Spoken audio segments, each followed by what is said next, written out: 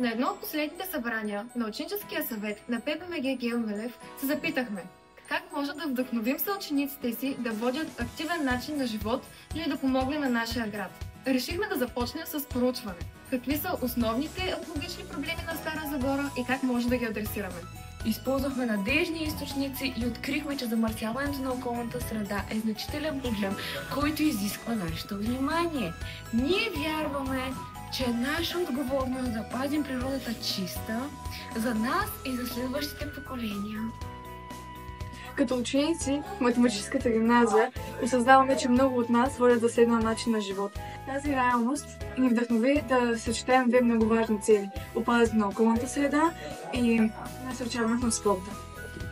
Така се роди нашата кауза – състезанието Луда надпревара.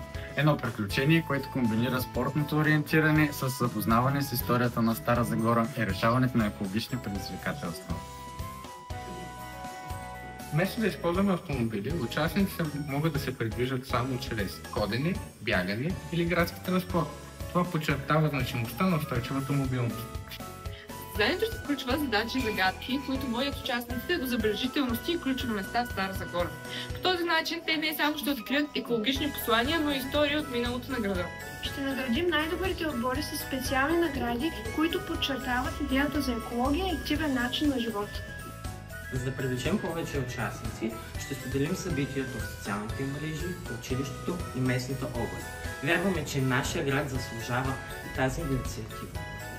Състезанието Луда надпревара става любовта ни към Стара Загора, ангажимента ни към природата и активният начин на живота. Нашия град,